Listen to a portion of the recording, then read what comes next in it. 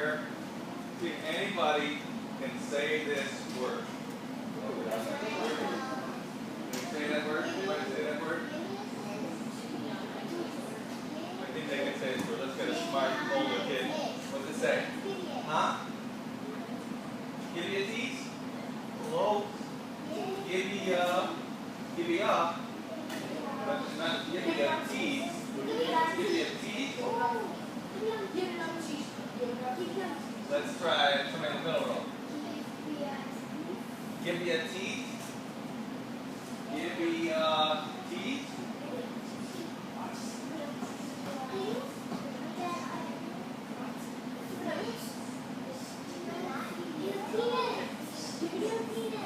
Somebody in the back row want to try? Miranda? No, not anymore. What do you think? Give an it. Give an it. Yeah? Close. I didn't say it yet. Guiltiness. That is a real word. All the other words we've heard are not even real words yet. Guiltiness is a real word. Okay, so give me what about that? Give me a. You think you know what it is? Oh shoot, I can't hear her. Give me an ice. Give me an ice. Can you see that? Give me an ice. Very good. So, what do you think the word give me an ice means? Or what does it describe? Or what does it... What do you think? A name. It's a name. It is a name. Well, is Gibeonites the name of a city?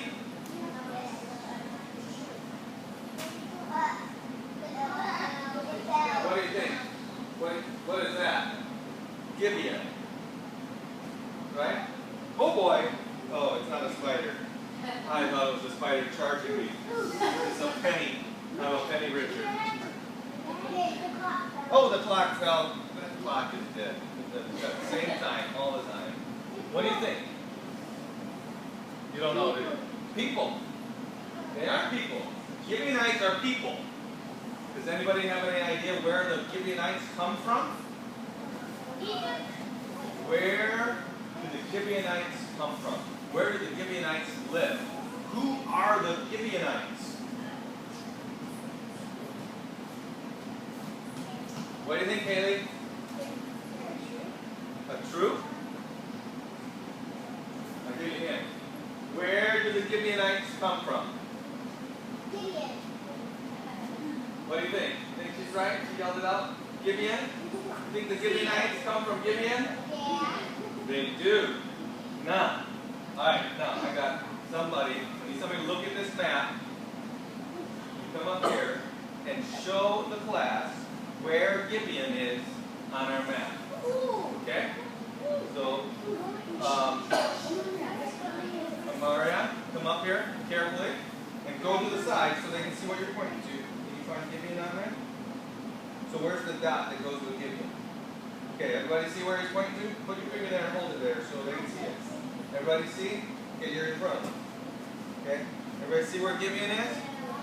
Okay, now, not last week, but the last time I was here we talked about a city that the people of Israel conquered and burned. And the first time they tried to fight them, they charged out. The second time they beat them, and it was a little, yes, Ai. Okay, so that's Ai, right? And Gibeon. Can you find Jericho on here? Yep, so what do we know about, you can have a seat, what do we know about Jericho? Is Jericho anymore? Does anybody live in Jericho anymore? No, why? Because Miss Brenda pushed the chairs down, right? Right? So, the city of Jericho was destroyed by the people of Israel, right? Then, so that's right here. And then the city of Ai is destroyed by the people of Israel, right? So if you were a Gibeonite, see how close Gibeon is to Jericho and Ai? What do you think the Gibeonites were thinking? They think we're next. But let me ask you a question. If we knew that the city over there just got destroyed by a bunch of people, killed, houses burned down to the ground. And the city over there just got destroyed by the same people, killed. I mean, God made their walls just fall down outside and burn to the ground. What would you think we should do? What do you think? The Gibeonites, they got together and they started thinking. And what would be some ideas that they might have had? What do you think would be some ideas that they might have had? What's that? Charge back. Well, now somebody else had done that, hadn't they? And what happened to them? Yeah, they ran, but then they came back, didn't they? And then they tricked them, and they killed them all. So charge back. That's an idea. They might have had that idea. What's another idea they might have had? Somebody else. Somebody else. Somebody else. What do you think? What might you do if? What do you think? What? But they don't believe in God. God is with the Israelites. And they pretty much figured out that their gods are not as strong as the Israelites' God. And we know that's true because is their God real? No. No. Is the Israelites' God real? Yes. He's our God too, right? Yes. So, the Gibeonites they're together there. I got a picture of them meeting here. It's not a picture, a drawing of their meeting. And they're getting there together trying to think, what can we do? What can we do? Somebody else, I heard somebody, actually this guy, he had a good idea that might work. What do you think might be something else you could do? What do you think? Run. They could run, couldn't they? Because they live in Gibeon, and the Israelites are in Gilgal. They had beaten Jericho. They could run somewhere else, right? But if they ran somewhere else, they'd be leaving their houses and everything behind. They have to start all over again, right? But that's a possibility because what do we know? Israel, God gave Israel all of this land, right? And He told them to take it. It was God's choice. God gave that land to Israel, and actually the people there were very, very sinful, very wicked people. And they had been given hundreds of years to repent and turn to God, and they did not. They continued to serve their wicked idols and do very, very evil, wicked things. So it was time. God gave Israel this people, this land. Now, let me just tell you one thing. God told the people of Israel not to make peace with anybody that lived close to them. Okay, now there's this key word there. There's a key word there that kind of leaves an opening. He told them not to make peace with anybody that would live close to them. Okay? So who could they make peace with? Huh? Jerusalem? Jerusalem is really close. They can't make peace with Jerusalem. Not right here. Way down here? Why way down here? Because it's not close. Okay. So maybe not right down there, but they could make peace with people that were from far away, right? Do you know? What do you think? Huh? Well, that's kind of far away, isn't it? But it's still close. I'm just gonna let me take over here. Okay? So these men here, they thought, we don't want to die, right? We don't want to die. We don't want to run. We want to stay in the houses that we've lived in all our lives. So if we can convince the Israelites that we're from a long ways away, maybe we can get them to make peace with us. We can trick them. So the Gibeonites, they thought, well, it's at least worth trying, right? So what do you think they could do? What do you think they could do to make it look like they were not from really close? That they were not from right there? That they were from way over here, not even on the map? What are some things they could do? What do you think? I'm sorry? They could tackle it? You don't know? It's kind of close, I think. But, well, if you had walked or rode your horse or your camel for a really long time, what would you look like? Tired, sweaty, your hair would not have been cut recently. Your clothes, what would your clothes be like? Would they be like fresh pressed right out of the washing machine? Torn and old. What about if you packed a bunch of food and it had been weeks? You packed enough for weeks. What about that food? Would it be like fresh out of the oven? No, it would be like if it was bread, it would be hard. It might even be moldy, right? What about your shoes? If you walked for a really, really long, what would your shoes look like if you walked for a long, long time? Toes would be, right. So the Gibeonites, well, let me just tell you. So the Gibeonites, they live in Gibeon, right?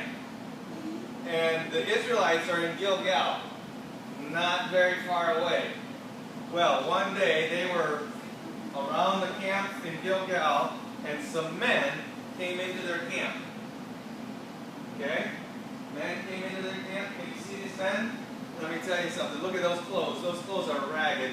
These guys look like they've been traveling for a long time. And look, they got bread in their hand, and that bread is hard and crusty. And the people of Israel said, "Who are you guys?" And they said, "We come from a long way away, and we want to make peace with your nation. We have heard what your God did to the people of Egypt." Now, do you remember what God did to the people of Egypt? Yeah. How long ago did he do that to the people of Egypt? 40 years ago. Okay, so a long time ago. Nothing. And then he said, "And we also heard what your God did to King Og and King Sihon." Now, when did God help the Israelites beat them? A couple years ago. Not last week, like Ai and Jericho. So these men said, "We heard what your God did, and we want to make peace with you." And the people of the men of Israel said, "Well, how can we know that you're telling us the truth?" He said, "We will be your servants. And beside that, look at our bread. We took this bread out of the oven the day we left. It was fresh, and now it's hard and crusty and moldy. And look at our clothes and our shoes. And look at these bags that we hold our drinks in. They were brand new, and now they're old and cracked, and we can't hardly even keep any water in them. We come from a long way away." Where do you think these men were from? Yes, sirree. They were Gibeonites. Were they from a long way away? No. So, what do you think Joshua and the men of Israel did? Okay? What do you think they did? What do you think? Let's sit up straight here. Huh? Did they know that they were lying to him, you think? They said, "You guys are lying." Could they have told? Is there some way that they could have known where these people were from? How could they have known what to do? God. That's right. They could have. Remember? Before they went to destroy Jericho, what happened? Joshua saw, and he met with God, and God told him what to do, right? And before he went to Ai, did Joshua talk to God? He forgot. But then he went and talked to God, and God told him what to do. Now these men come into camp, and you think God you think God knew that the Gibeonites were just the next town over? God knows that, doesn't he? Did Joshua and the men of Israel know that? No. And listen to what they did. The Bible says they looked at their bread and their clothes, and what were you going to say? What did they do? They made peace with them. And they said, "Look, their bread is old. Their clothes, they must be from long way away. Let's make peace with them." And so they shook hands. They made peace with them. They said, if somebody comes and tries to hurt you, we will try to help you. And if somebody comes and tries to hurt us, you will come and help us. And we will be peaceful with one another. And so Joshua and the people of Israel made peace with the Gibeonites. And they were tricked, weren't they? They were tricked. You know how long it took for them to figure out that they'd been tricked? 3 days later. 3 days later, I don't know, some of the people of Israel were out doing stuff, and somehow they found out that the Gibeonites were just right there. And they came, Joshua called them and said, "You get over here." And of course they had to do that because Joshua was very powerful. God was with Joshua, and so they came and said, "Why did you lie to us?" And what do you think they said? "Well, we were afraid, and we didn't want to die." Now, do you think Joshua would keep his word since they lied to him? Well, the Bible tells us that God told Joshua that he had to keep his word. That even though they lied to him, he had to keep his word, and they would not destroy the people of Gibeon. But said, "You all said you would be our servants. You will be our servants. We will not kill you, but you will carry water for us. You will chop wood for us. All the hard jobs that we don't want to do, you'll do them. Okay? You'll live, but you'll be our servants, just like you said." Well, somebody said Jerusalem earlier today. Okay? Remember, so here's Gibeon right here. Here's Jerusalem right next to Gibeon. The king in Jerusalem heard that Gibeon had made a league, had made peace with the Israelites, and he thought, "Oh my, we're dead now. What am I going to do?" And here's what he did. He got 4 other kings. So him and 4 other kings, they got together and they said, "We got to take care of the Gibeonites, otherwise we're all going to be dead." Because Gibeon was a pretty strong city. And so Gibeon, not long after that, was surrounded by 5 kings. So, first of all, and what do you think Gibeon did? The men in Gibeon, they said, "We're surrounded by 5 kings. There's no way we can win this battle." So what do you think they did? Huh? No, they didn't surrender. They did, because now they were in a peace agreement, right? So they sent word to Joshua. So now 2 things happened. Joshua should have prayed. He should have got out of the gates of the priests and prayed and asked God, "Should we make peace with these people?" But he didn't. And then so now the people of Israel have not taken care of the Gibeonites like they should have. And then the Gibeonites sent and said, "We are being surrounded by 5 kings of the Canaanites, and we need your help." Joshua, before this time, how many cities did they take on at one time? 1, right? They took over Jericho, and then Ai, and now he's got to go against 5 at once. 5 times as many people. You think Joshua must have thought, "Oh my, it was hard enough fighting 1 city. Now I've got to fight 5 kings at one time." But what do you think he did this time? Prayed. That's right. Joshua's learning. He's learning. And he prayed and asked God what to do, and God told him what to do, and God said that he would be with them and deliver those 5 kings into their hand. And so, Joshua, he sent his men in the middle of the night. Now, if you're sleeping, and all of a sudden, all kinds of noise, that's what happened to all these 5 kings and their soldiers. They got attacked in the middle of the night, and they got all confused. They grabbed their sword, and they thought their friends were their enemies. They just started killing each other. And the Israelites came through and were chasing them and fighting them. And then, as they were going, God sent stones, hailstones out of heaven. Big ones.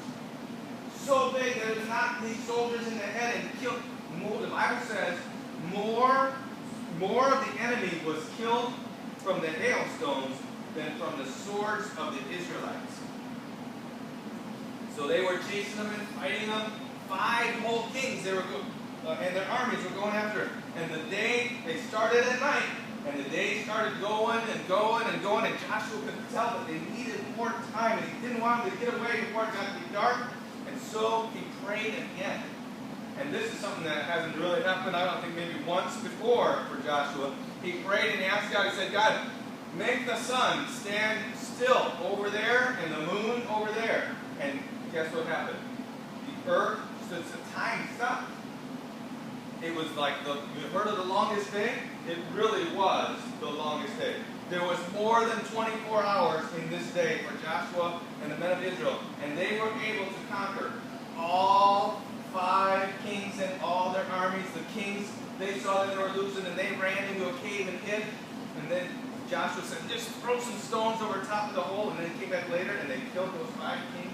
So in that one day, in that great battle, not 1 city, not 2 cities, but 5 cities were destroyed. The armies were destroyed, and those people, they were able to take over those lands that God had given them. So, I have a question, and we've asked this before. Why do you think these stories are in the Bible for us? They're not just stories about things that didn't happen. They're real things that happened. But why did God have Joshua write them down so that we can read them a long time later? What do you think, Jasmine? Huh? To learn, okay? So that's right. These stories are in the Bible so that we can learn. What can we learn from today's story? What can we learn from today's story? Do we always know exactly what we should do? No, we're not smart. In fact, even if we think we're smart, sometimes we can see things and think we know what's going on, and it's not really what's going on, is it? Because they saw these people with their old bread and their old clothes, and they thought, well, that makes sense. But they were being tricked. Is there anybody in the world that wants to trick us? Huh? Is there anybody in the world that wants to trick us? The great deceiver. What's the name of the person that wants to trick us? Yeah. Satan, the devil. He wants to trick us. He makes things in the world. He makes beer look good. Is beer good? No, it's not, but he makes it look good. He makes smoking look fun. He makes drugs look fun. He makes hanging out with boys or girls or men or women, whatever the other one is for you. He makes it think like you think that that's great. Is that great? No. No, but he wants to trick us. So how can we know? How can we know? Okay, Joshua was tricked. What could he have done in order not to be tricked? He should have prayed, right? He should have asked God. Now, God has already talked to us, hasn't he? And nobody has heard his voice, but where do we have? God wrote all kinds of things down for us that we can learn from. How can we see what God wrote for us? How can we see what God wrote for us? He wrote it down in words that we can read. Where are the words that God wrote for us that we can read? Class? The Bible. So should we be reading the Bible? Yes. We ought to read the Bible every day. Listen up here. We ought to read the Bible every day. Hey, stop it, boys. We read the Bible every day, and if we read that and obey the Bible, it's very unlikely that we're going to get tricked if we're doing what the Bible says. And we ought to pray. Now, God doesn't talk to us today like he did before because we have the Bible. But he will help us. In our heart, the Holy Spirit will tell us, oh, that's not right. That is right. That's okay. And so we can learn from today's story, if we don't want to be tricked by the devil, we should be reading our Bible and praying. And that will help us live for God the way we ought to and not be tricked and do things that the devil wants us to. All right.